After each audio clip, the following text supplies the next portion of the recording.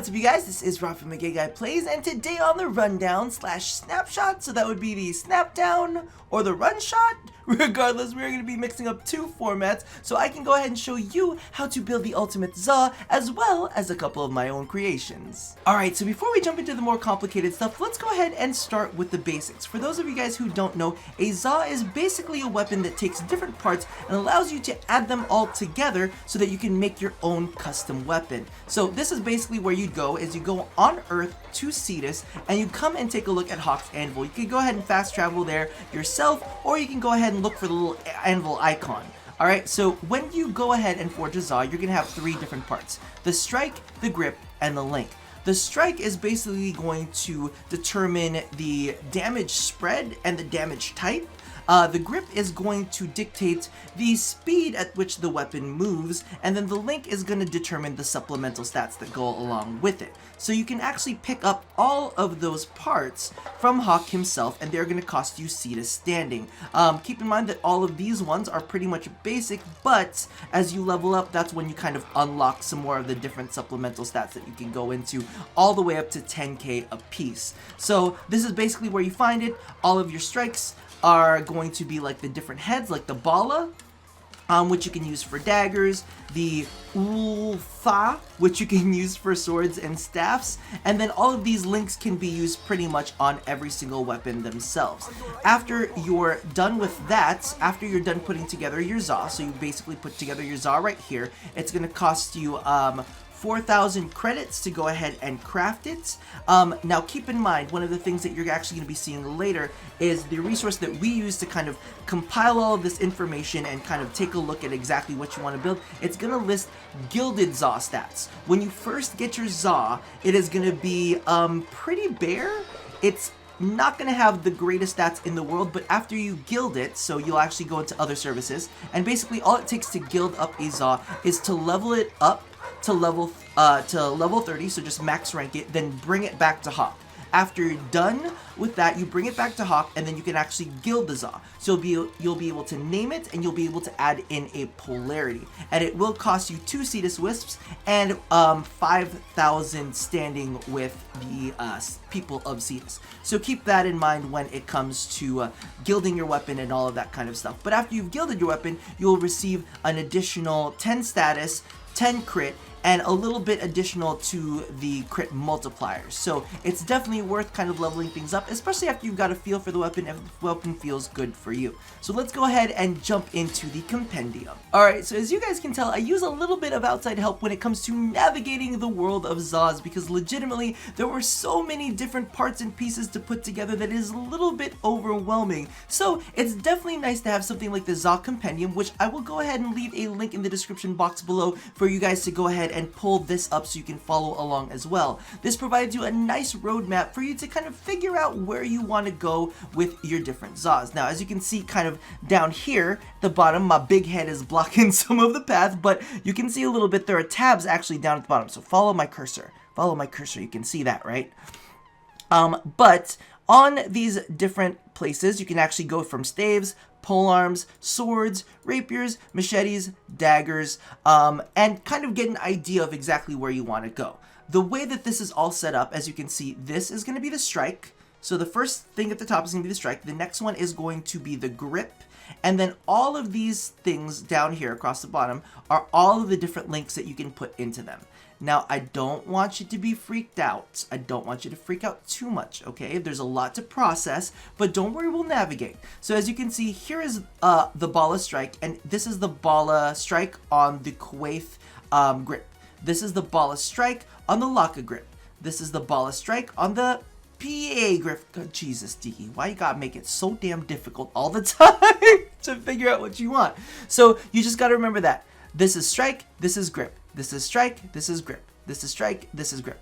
Simple and easy, right? Now let's go into something a little bit more complicated. So as you can see, this is the Syath strike, and this is it on the Kuwaith grip. And you can see Syath. So these are all of the different strikes on the available grips, and then you can see here's the crunch. So there's the crunch, and there are the different grips that it's available on, right? Let's see if we can get something a little bit more. Is it just swords, Utha? Actually, I think polearms might have more. Okay. So you can see this one is going to look a little crazier. It's got the Scythe on all of the different grips, and then it's got the D-Tath, the Dehath-Tath, whatever it's called, on all of the different grips, and then it's got the Crunch, and then it's got the Miwan on all of the different grips. So it basically kind of lists out every single strike, and then the grips, the next strike, and then all of the grips it's available on. Very simple, very easy. I know it seems a little bit much to kind of navigate, but basically what I end up doing is when I want to put together a new Zaw and I kind of want to play around a little bit, is I go ahead and take a look at what's available. Now, the first thing that caught my eye is I was actually in the machetes category, and I saw, ooh, Scythe with 75% slash? I was like, I could do slash, and I'm like, oh, I see some stats over here. Oh, we could do a status slash? Maybe a status slash with a little bit of crit. So I got a little bit excited over that, and I was like, all right, we can play around with this and see exactly what happens. However, I was on stream when we were doing this, and I asked stream, should I do a machete or should I do a polearm? So I had them do a poll, and they said they wanted the polearm. Polearm all goes together, and I mean, come on, everybody wants to see me work that shaft, right? So figured we would go ahead and do the polearm stuff, and kind of took a look at all of the different options. So I'm looking at it right here. This is the strike. I definitely want the Scythe. So I don't need to look at all of this other craziness. I just need to look at the Scythe stuff. Let's focus on that. Then I wanted to go ahead and figure out what my different options were for supplemental stats. So I was like, all right, so let's go ahead and take a look at the different spreads. I can do a 32-10. And the cool thing about this is I could do 32-10, but I could do 32-10 on status. So I could either have 32% status and 10% crit, or as you can see here, I could have 32% crit and 10% status. So you can flip it around any way that you choose, and you can see how it says status and critical chance, status and critical chance, just so that you guys can kind of follow along. But the thing is, I wanted a good chunk of status, but I didn't want to get rid of critical chance completely. So I was looking at the different options. I could have 25 of something and then 14 of the other, or I could have 18 of each. So I was like, all right, you know what? This is going to be a status weapon, so I do want to focus a little bit more on the status end, but I don't want to get rid of crit completely, because slash crits are pretty sexy, especially when they bypass the armor. So I was like, all right, I think I'm going to end up going with 25% status and 14% crit, because you know 14% isn't terrible when it comes to body count and blood rush, right? You can still rack up some hits when it comes to that. So I was like, all right, so I want a 25 status, 14% crit. All right, that's in my head. Now the last part, which is definitely the biggest thing that you guys should keep in mind, is taking into account the damage per second. Now I'm going to show this to you guys right here. This is one of the best examples because not all of these are made equally.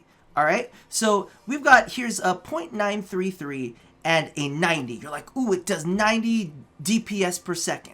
Well, it doesn't really do 90 DPS per second. You want to kind of check it. So you do 0.933 and you multiply that by the total IPS. So we're looking at the speed and we're looking at the total IPS, which you can't see because it's off camera. But this is, let's say, 0.933 and then 0.90. So I'm going to do 0.933 times 90. And as we can see right there, that brings its damage per second down to 83.97. I'm like, okay, 83.97, I see that. And then here's a 77, right? But it's 1.08. So 1.08 times 77. And that one is also 83 damage per second. So I was like, okay, those two are even. But let's check this one right over here, because I wanted some speed, right? Because we're trying to do a status. We're trying to do a slash status kind of build thing here, right? So 1.17 times 73. I was like, that seems like that should be right? Oh, nope, that is 85.41. So I was like, all right, so this actually deals more damage per second. So I'm actually going to go ahead and pick between these three, because 1.77, and then 73. So I'm like, all right, so let's go ahead and figure out, I want that 25 and 14. So I want 25% status and 14% crit with that 117%. So now I know I want the Scythe, strike, I want the Cicala grip, and then I want the Equanjai 2. And pay attention to those, because there's an Equan 2 Jai and there's an Equan Jai 2. Like, here's the Equan Jai 2 right there. But I'm looking at the Equan Jai 2, so I'm going to go ahead and get the best DPS out of it. I'm going to go ahead and get that 25% status, and I'm going to go ahead and get that 14% crit. So now I've created my perfect little Zaw here. And what you guys can do is kind of like tool around. Go ahead and play around and take a look at some of these numbers and figure out exactly what works the best for you. And here's another thing. I ain't going to lie to you. I'll tell you the truth right now. It's not just always about DPS. I hate the Kustra handle. I hate it. It's so ugly. It makes my heart hurt looking at it, and it has some really good damage spread things in there. I think there's like a 1.02 that's 86. See, 1.02 times 86. That's 87. This is 87 damage per second, right? It is more damage per second than this one down here with the Cicala. But guess what? The Cicala ain't ugly, unlike the Kustra, which is ugly. So I'm like, okay, I'm gonna take a 2-point damage per second hit because the Kustra's ugly and I don't like it. And legitimately, that is the way kind of like my mind works. I'm like, I'm willing to give up a little damage per second so that my weapon is not ugly. Now that we kind of have all of the stats figured out, so now we know that I want the Syath as the strike, the Cicala as the grip, because it's not ugly and it can still do the job right.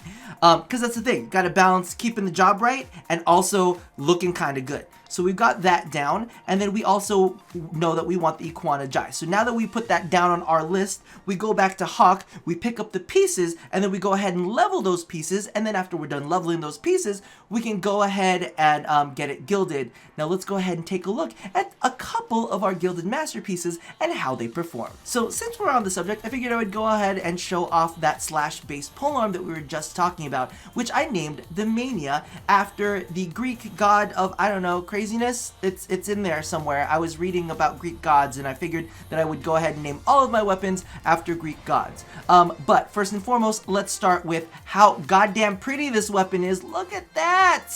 Yeah! Oh my god, that other handle is just so disgusting, and this is just so beautiful to me. You are so beautiful to me. But you know what? It doesn't fucking matter, because legitimately, this weapon tears the shit out of stuff. I'm gonna be honest with you. I feel like it's along the lines of a discount Legion, but it looks way better than the Legion, and that's exactly what matters. So let's go ahead and take a look at the build, and let's go chop down some billies. So it's pretty basic. It's Blood Rush. I always say body count with Blood Rush. It hurts me. But Condition Overload, we've got Drifting Contact in there, all of the basic stuff. We are going to be running viral on this because we're going to be proccing a shit ton of slash, alright? So let's go ahead and get ourselves a little billy and see exactly how this one performs.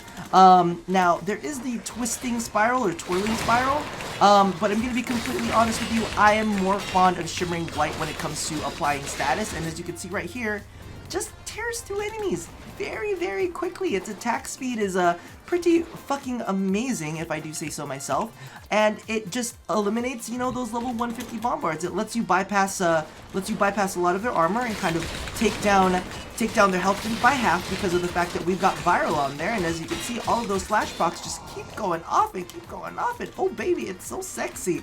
Of course, I won't say that it's as good as the freaking Legion, but legitimately I think that this one definitely stands up and doesn't look half as ugly, if I'm going to be completely honest with you.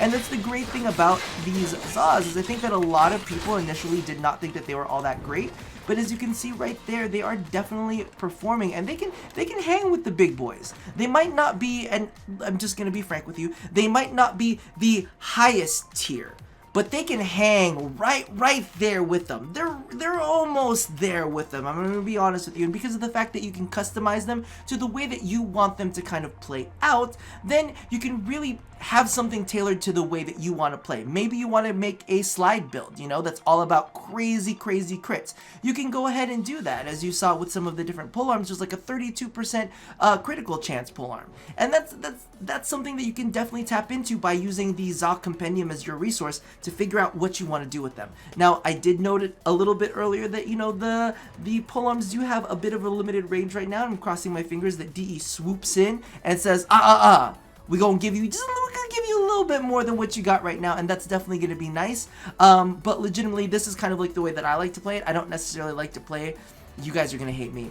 I like Prime Breach, but I don't always reach for Prime Breach because there are other mods that I would rather prefer to put in the build. Listen, I'm going to cut it off right here before y'all start killing me. But let's go ahead and take a look at the next Zaw that I created. Now, if the Mania is a discount Legion, the Karis actually goes toe-to-toe with the best one-handed sword currently available in game. Now, for this one, I actually used the Uthla Strike, the Quoth Grip, and the Varji Jai 2 links. Now, for those of you guys who don't know, the Broken War has actually kind of been dethroned. I'm actually not even fond of it anymore after using the Croaker. The Croaker's got a ton of slash damage, it's got a good chunk of crit, and it's got some nice status to back it up as well, or some decent status to back it up as well. So I kind of modeled the Karis to mimic that a little bit. However, there are some differences. So my Karis actually has 4% less crits, 1% less status. However, it does have more critical damage and it has a higher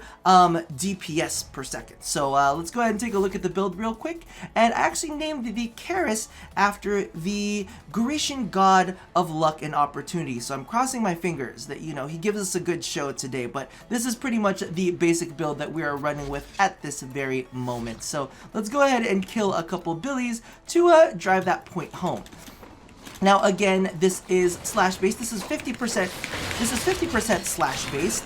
But in addition to that, it's also got a little focus in critical chance and some status chance to boot. And as you can see, we kind of made fairly quick work of that Billy right there. And that is kind of what I love about it. The thing that's great about all of these